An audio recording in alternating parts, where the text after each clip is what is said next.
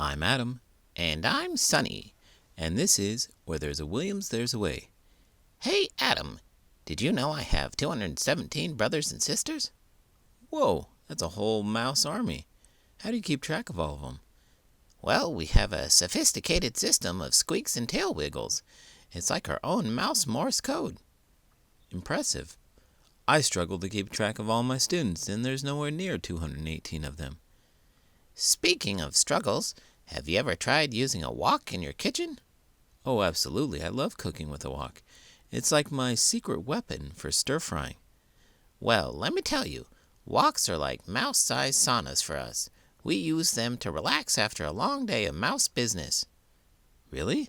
That's a unique approach to wok usage. I never considered the therapeutic benefits for mice. Oh, for sure. And we even have wok competitions. We call it the Mouse Wok Olympics. Mouse Wok Olympics? That sounds like a fun event. What do you compete in? We have the Squeaky Clean Stir Fry Challenge, the Wok and Roll Dancing, and the Wokstickle Course. It's a whisker-tingling experience. That's hilarious. Today's book follows a boy named Ming and his adventures with a magical talking wok who grants wishes. Let's get started.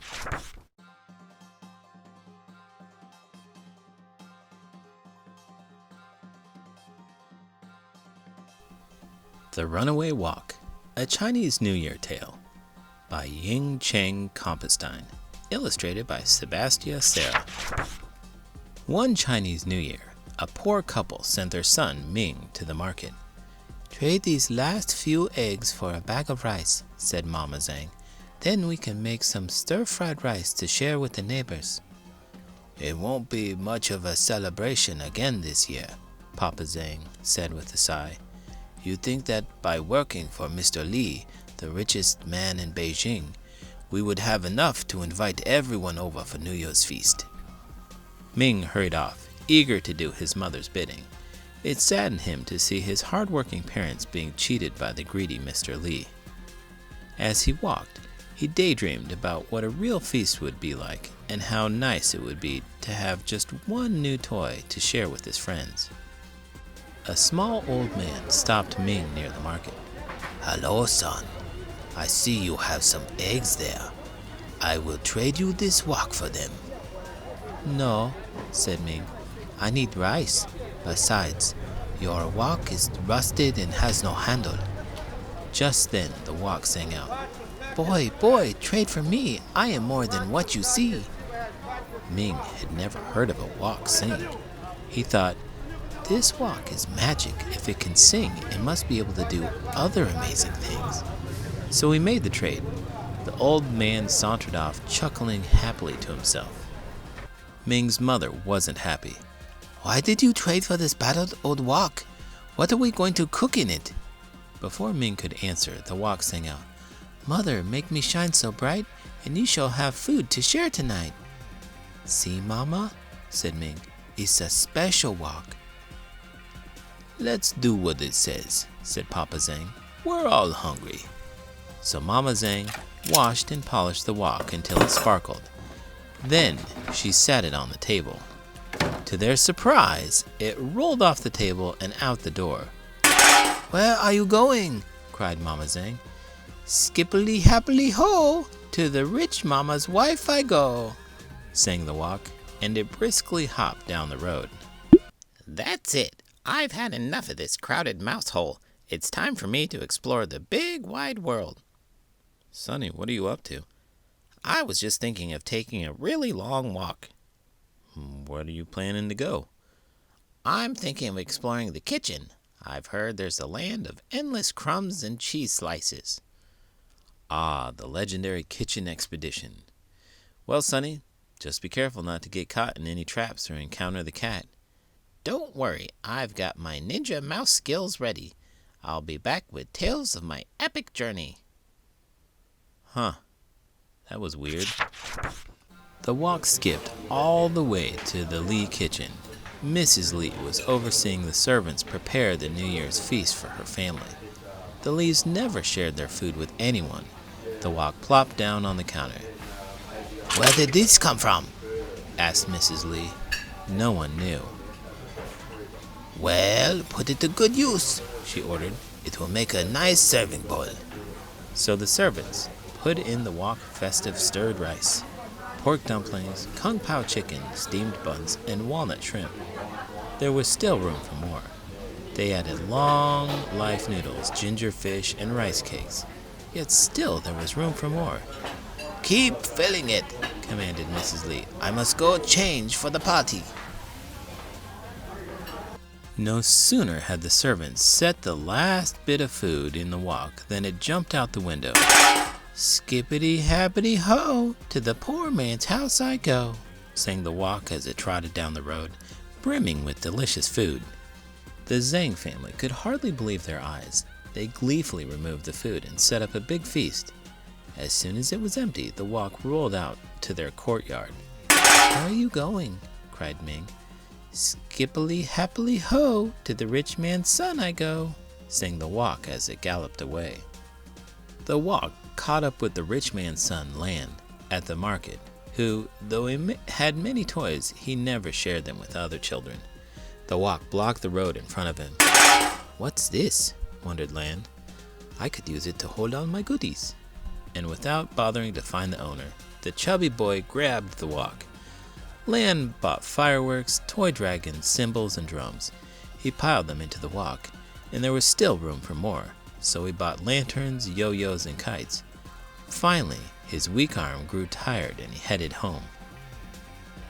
When Lan arrived home, he put down the wok and went to find his mother. No sooner had he turned his back than the wok hopped away. Skippity-happity-ho, to the poor man's house I go. It pranced all the way back to the Zhang's house with all the goodies safe inside. Ming bounced with joy as he emptied the wok.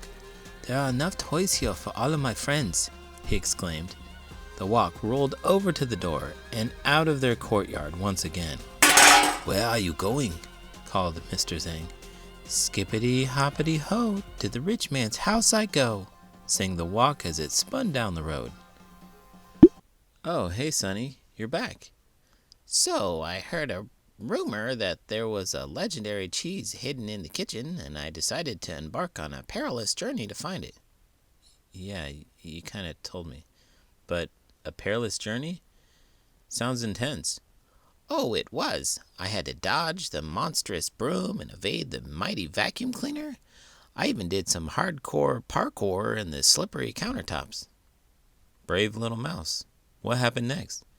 Well, I finally reached the cheese mecca, the refrigerator. But here's the twist. Turns out it was just a crumb of stale cheddar. I risked my whiskers for a crumb. Oh no. The legendary cheese turned out to be a cheesy letdown. You got it, Adam. And to add insult to injury, I got caught in a mousetrap while trying to escape. It was embarrassing. I had to play it cool, though, and pretend like I was just doing some extreme yoga. That's quite the cheesy adventure, Sonny. I guess not all kitchen quests end with a delicious feast. Nope, but you know what they say. It's not about the destination, it's about the journey. Even if the journey involves dodging household appliances and doing yoga in a mousetrap. The wok arrived at Mr. Lee's shop just as he was counting the money he had cheated out of the poor people of Beijing. It leaped through the window and landed on the counter in front of him. Well, there's a nice pot to hold my money. Mr. Lee put handful after handful of gold coins into the wok, and there was still room for more. He dragged out a bag from under his counter and dumped all those coins in it too. No sooner had Mr. Lee emptied the last of his coins into the wok than it jumped out the window. Skippity-hoppity-ho, to the poor man's house I go. It scooted down the road all the way back to the Zhang's house with all the money safe inside. Ming and his parents danced with delight. They invited all the poor people in Beijing to their New Year's feast. Mother Zhang served the food. Father Zhang divided the coins up among the families. And Ming handed out the toys to all the children. In the middle of the party, without anyone noticing, the wok slid out the door. Skippity-hoppity-ho, to the rich man's house I go. It hopped to the Lee house, where the father and mother and their spoiled son were weeping and wailing and blaming each other for their misfortune. When they saw the wok, they jumped up. "There's the wok that took all our food," cried Mrs. Lee. "and my toys," whined the boy. "I'll break it for stealing our gold," vowed Mr. Lee. The wok sang out, "I dare you three to try and catch me." The Lee family chased after the wok. Chubby Lon couldn't make it very far without losing his breath, and Mrs. Lee had trouble running in her fancy shoes. But Mr. Lee finally caught up with it. To stop the wok, he jumped inside, pressing it to the ground. "Now I've got you," he growled. "Wait for me," cried Mrs. Lee. "I will teach that wok a lesson." Mr. Lee tried to get up, but found that he was stuck tight. When Mrs. Lee grabbed his legs to pull him out, she slipped into the wok too. Chubby Lan finally arrived out of breath. "Help! Help! Pull us out!" cried his parents. Lan grabbed their legs, but lost his balance and fell inside with them. "Skippity hoppity ho, too far away I will go," sang the wok as it tumbled down the road with the Lee family inside, legs waving in the air. Dragon dancers' drums boomed, cymbals crashed, and firecrackers banged, drowning out the Lee's family cries. No one noticed as the wok sped off to the distant hills. The Lee family was never seen again in Beijing. As for the Zhang family, they opened a shop selling woks of all different sizes and styles.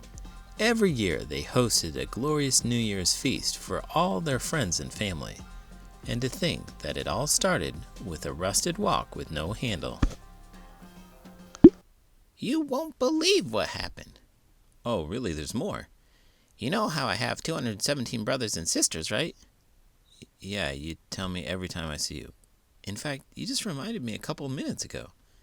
"Well, we had a Robin Hood type moment. We took from the rich and gave to the poor." "I don't like the sound of this." "We found this massive cheese stash in the janitor's closet. It was like a treasure trove for us mice." "The janitor's cheese stash? That's quite the discovery." "And you won't believe it. We decided to share the cheese with all the other critters in the school. Hamsters, gerbils, even the class pet turtle." "So you became furry heroes of the school, huh?" "Exactly. We're like the Robin Hoods of the rodent world. We even left a little note. From the mice with love." Hopefully you didn't just steal the poor guy's lunch. But speaking of love, if you love this video, please give it a thumbs up and subscribe to the channel. I'm Adam. And I'm Sunny. And this is Where There's a Williams, There's a Way. Author's note. The Chinese lunar calendar is based on the phases of the moon. The Chinese New Year, also known as the Spring Festival, begins in the first new moon of the year and ends on the first full moon, marking a 15-day celebration that usually starts between mid-January and early February. It is the most significant Chinese holiday and emphasizes sharing. Many rituals and traditions are carried out. Dragon dance troops, led by cymbal and drum players, wind through the city streets. Excited spectators light firecrackers, creating a series of deafening bangs. The racket is believed to scare off evil spirits and ensure a new year full of health, prosperity, and happiness. Food is an important aspect of the celebration. Families and friends gather from far and near to share a New Year's Eve feast and to wish each other a prosperous and happy New Year. Among the dishes traditionally served are whole fish and chicken, which stand for abundance, dumplings and steamed buns, representing togetherness, crab and shrimp, which symbolize prosperity, rice cakes and sweet rice pudding symbolizing happiness, and noodles, which represent a long and happy life. The most significant dish for children is the festive stir-fried rice cooked in a wok. The various ingredients in this dish represent harmony and happiness. Parents urge their children to eat it so that they will get along in the coming year. The cast iron wok was invented in China during the Han Dynasty, 206 BC to AD 220. Even today, it is still the main cooking utensil used in Chinese cuisine. The northern style wok with one handle is slightly lighter than the southern style wok, which comes with two handles. The traditional wok is a symbol of sharing because it is big enough to cook a meal for many families. After reading the traditional Danish folktale, The Talking Pot, I decided to write a story about the Chinese wok, a symbol of sharing. Festive stir-fried rice. Ask an adult to help you cook. 3 large eggs, 1/2 teaspoon salt, 2 finely chopped green onions, 3 tablespoons olive oil, 3 cloves garlic chopped, 1½ cup shelled frozen green soybeans, edamame, or green peas, 1 medium yellow or red bell pepper seeded and chopped into 1-inch cubes, 3 cups cooked rice, 3 tablespoons dried cranberries or raisins, 3 tablespoons soy sauce, 2 teaspoons sesame oil, 3 tablespoons toasted pine nuts or other nuts. 1. Beat eggs, green onions, and salt in medium bowl. Heat 2 tablespoons olive oil in a non-stick wok or skillet over medium-high heat. Swirl to coat pan. Add egg mixture. Swirl to evenly cover bottom of pan. Cook without stirring for 30 to 40 seconds or until the eggs are firm and brown on bottom. Turn eggs and brown other side. Cut eggs into small pieces with spatula. Remove from pan. 2. Heat remaining oil in same pan. Add garlic. Stir fry until fragrant, about 30 seconds. Stir in soybeans. Cook, stirring constantly for 1 minute. Add bell pepper. Cook, stirring constantly for 1 minute. Stir in rice, dried cranberries, and soy sauce. Cook, stirring constantly until the rice is heated through. Return egg mixture to pan and mix well. Garnish with sesame oil and toasted notes. Serve hot. Makes 6 to 8 servings. Did you know? Woks are a cross between a frying pan and a saucepan. They were developed in the Canton region of China during the Han Dynasty, around 2,000 years ago.